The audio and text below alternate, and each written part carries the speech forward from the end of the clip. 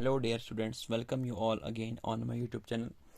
आज का टॉपिक होगा हमारे पास क्या, position vector and displacement vector. ये इस यूनिट का लास्ट टॉपिक है। पोजीशन वेक्टर क्या होता है एंड डिस्प्लेसमेंट वेक्टर क्या होता है। सबसे पहले हम बात करेंगे व्हाट इज पोजीशन वेक्टर। याद रखिएगा, पोजीशन वेक्टर को हम डिनोट करते हैं आर से। बात आई समझ। तो पोजीशन वेक्टर क्या होता है, सपोज करो आप कि ये हमारे पास एक्स एक्सिस है, ये हमारे पास एक्सिस और ये हमारे पास क्या है, वाई एक्सिस। मान लीजिएगा आप कि कोई पार्टिकल या कोई बॉडी जो है पॉइंट पी पर है, पॉइंट पी पर है कोई बॉडी। अब अगर आप लोगों को मैं बताऊं कि पॉइंट पी कहां पर है, तो आप कहेंगे सर पॉइंट पी जो है वो यहां पर है। अब जब आप इस पॉइंट पी को आपने रखा इस कोऑर्डिनेट सिस्टम में, एक्स एक्सिस में और वाई एक्सिस में, अगर आपने इसको रखा तो आप कहोगे सर कि जो पॉइंट पी है ना, या जो पार्टिकल पॉइंट पी पर हैं वो एक्स एक्सिस में इतनी दूरी पर है ओरिजिन से, और वाई एक्सिस में, या आपको मैं क्यों नहीं कहूंगा, देखो तुम लोगों को पता है ये ओरिजिन होता है और ये होता है 1, ये होता है 2, ये होता है 3। आगे आगे अगर हम डिस्प्लेसमेंट की बात करेंगे, ये होगा 1 मीटर, ये होगा 2 मीटर, ये होगा 3 मीटर। तो आप कहेगा सर जो पॉइंट पी है ना वो एक्स एक्सिस में 3 मीटर की दूरी पर है, तो मैं यहाँ पर लिखता हूँ 3, और वाई एक्सिस में वो कितनी दूरी पर है, 1 2 3, या हम कहेंगे 0 1 2 3 4 मीटर की दूरी में। तो यहाँ लिखूंगा मैं क्या, 4। अब मुझे बताइए 3 4 क्या है। ये 3 4 जो है, these are the coordinates of that particle या दैट बॉडी। कि ये 3 बताता है कि ये एक्स एक्सिस में 3 मीटर की दूरी पर है, और 4 बता रहा है कि ये वाई एक्सिस में 4 मीटर की दूरी पर। तो ये 3 4 जो है, these are the coordinates of the particle at point P. Okay, तो इसी एग्जाम्पल को हम अगर यहां पर देखेंगे ना, तो इसको मैं थोड़ा सा दूसरे तरीके से बताऊंगा, जो आप पॉइंट आपको समझ में आ जाएगा। जैसे आपको मैंने कहा कि ये हमारे पास है एक्स एक्स और ये हमारे पास है वाई एक्स। अगर मैंने कोई पार्टिकल यहां पर रखा पॉइंट पी पर, या कोई बॉडी रखी हमने पॉइंट पी पर, तो मैं अगर यहां पर लिखता हूं ना एक्स वाई, तो ये एक्स वाई क्या है बोलो, these are the coordinates of the particle at point P. तो आपको माइंड में आएगा ये एक्स वाई जो है ना, ये एक्स वाई, इस एक्स का मतलब है कि एक्स एक्सिस में ये एक्स की दूरी पर है और वाई एक्सिस में ये वाई की दूरी पर है फ्रॉम द ओरिजिन। अब इस पार्टिकल की एग्जैक्ट पोजीशन बताने के लिए हम लोग एक वेक्टर यहां से ड्रा करते हैं, जिस वेक्टर का नाम क्या होता है, पोजीशन वेक्टर।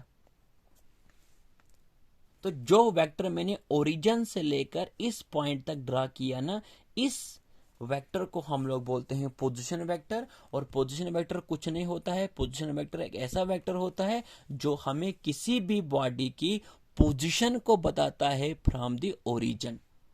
बात आई समझ। तो एक पार्टिकल या एक बॉडी ओरिजिन से कितनी दूरी पर है, तो एक वेक्टर हम उसके लिए ड्रा करते हैं, इसका नाम क्या है, पोजीशन वेक्टर।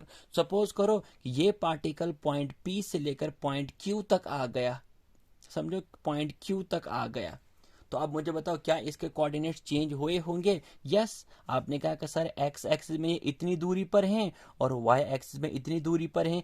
पहले ये वाई एक्सिस में इतनी दूरी पर था, लेकिन अब कितनी दूरी पर है, इतनी। तो क्या मैं इसको यहां पर नहीं ले सकता हूं, x1 और y1। बताओ, अगर कोई पार्टिकल अपनी पोजीशन को चेंज करता है तो क्या उसके कोऑर्डिनेट्स चेंज होते हैं। आप बताएंगे सर कोऑर्डिनेट्स भी चेंज होते हैं। बात आई समझ। तो यहां पर पार्टिकल पहले था, पॉइंट पी से लेकर पॉइंट क्यू तक एक पार्टिकल क्या हो गया, इसने अपनी पोजीशन क्या की, चेंज की। तो जो पोजीशन वेक्टर में यहां पर ड्रा करता हूं, इसको मैं डिनोट करता हूं किससे, इससे मैं डिनोट करूंगा R2 से। तो बताओ R1 क्या है। आप कहेंगे सर R1 जो है ये एक पोजीशन वेक्टर है जो हमें बताता है कि एक पार्टिकल ओरिजिन से कितनी दूरी पर है, पॉइंट पी पे है ना। इसी तरह से बताओ R2 क्या है। आप बताएंगे R2 एक ऐसा, R2 जो है पोजीशन वेक्टर है जो हमें बताता है क्या, exact position of the particle at point Q. और R1 क्या है, position vector of the particle at point P. अब पार्टिकल या आप कहेंगे एक बॉडी ने अपनी पोजीशन क्या की, चेंज की। पहले कहाँ था, पॉइंट पी पर था, अब कहाँ पर पहुंच गया, पॉइंट क्यू पर पहुंच गया। बात आई समझ। तो इसने अपनी पोजीशन क्या की, चेंज।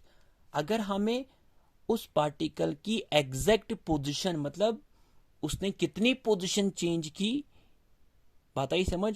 एक वेक्टर हम यहां से लेकर यहां तक ड्रा करते हैं, इसी वेक्टर को हम लोग बोलते हैं क्या, डिस्प्लेसमेंट वेक्टर, जो हमें बताएगा ये जो मैंने यहां से लेकर यहां तक ड्रा किया ना, पी से लेकर क्यू तक, ये क्या है, ये भी एक ऐसा वेक्टर जिसका नाम क्या दिया है, डिस्प्लेसमेंट वेक्टर। डिस्प्लेसमेंट वेक्टर आपको बताएगा कि एक पार्टिकल ने अगर पॉइंट पी से लेकर पॉइंट क्यू तक अपनी पोजीशन चेंज की ना, तो कितनी पोजीशन चेंज की। उस वेक्टर्स को जो हम ड्रा करते हैं ना, उस वेक्टर्स को हम लोग क्या नाम देते हैं, डिस्प्लेसमेंट वेक्टर। और डिस्प्लेसमेंट वेक्टर से आप लोगों को पता चलेगा कि एक पार्टिकल ने अगर अपनी पोजीशन चेंज की तो कितनी चेंज की। बात आई समझ। तो उसको निकालने के लिए हम लोग क्या ड्रा करते हैं, डिस्प्लेसमेंट वेक्टर। तो ओपी जो है पोजीशन वेक्टर है, और ओक्यू भी है पोजीशन वेक्टर, और पी क्यू क्या है, डिस्प्लेसमेंट वेक्टर। अब अगर हमें देखो, हमें पता है कि ओपी जो है R1 है, ओ क्यू जो है R2 है। अगर हमें पी क्यू को निकालना होगा तो उसके लिए हम क्या करेंगे, कुछ नहीं करेंगे, हम लोग एक हम लोग एक लॉ यूज करेंगे जिसका नाम है एक एज पर triangle law of vector addition.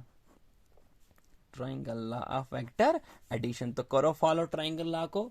क्या बोलता है ट्राइंगल लॉ, देखो इस ट्राइंगल को मैं लिखूंगा यहाँ पर, इन ट्राइंगल, कौन सी ट्राइंगल आपको जल्दी समझ में आ जाएगा, O P Q. In triangle O P Q. Triangle law याद करो जो आपको मैंने पढ़ाया है, ट्राइंगल लॉ याद करो, शाबाश। आपको अपनी चॉइस है, चाहे यहां से शुरू करो चाहे यहां से। If these two vectors are the, हाँ बताओ, two side of the triangle, then the third side gives us resultant.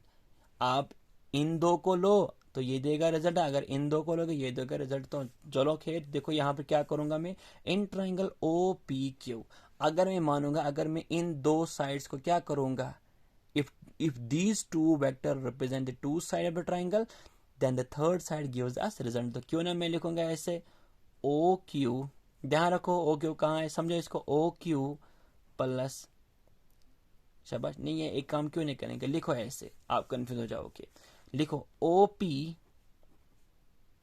Plus P Q is equal to O Q. क्या लिख सकते हैं, जो मैंने पहले लिखा ना ये भी सही था, लेकिन एग्जैक्ट यही ठीक होगा। क्या, O P plus P Q is equal to O Q.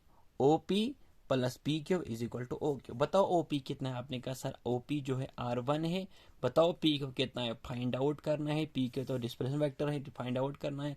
बताओ ओ क्यू कितना है, ओ क्यू जो है ये R2 है। क्यों ना मैं R1 को इधर ले चलूं तो पी क्यू निकल जाएगा। तो पी क्यू, शाबाश, P Q is equal to R2 minus R1। तो ये हमने निकाला क्या, position vector, sorry displacement vector. तो ये क्या कितना होगा, R2 माइनस R1 होगा, है ना। तो ये हमारे पास होता है पोजीशन वेक्टर। तो पोजीशन वेक्टर क्या होता है, एक ऐसा वेक्टर जो हमें पोजीशन दिखाता है किसी भी बॉडी की फ्रॉम द ओरिजिन। और डिस्प्लेसमेंट वेक्टर एक ऐसा वेक्टर होता है जो हमें बताएगा कि एक पार्टिकल ने अपनी पोजीशन चेंज की तो कितनी चेंज की। ओके, उस पोजीशन को चेंज हुए, मतलब कितनी पोजीशन उसने चेंज की, उसके लिए हम क्या ड्रा करते हैं, उसके लिए हम एक वेक्टर ड्रा करते हैं जिसका नाम है डिस्प्लेसमेंट वेक्टर। तो इसके नोट्स भी आप लोगों को मैं प्रोवाइड करूंगा।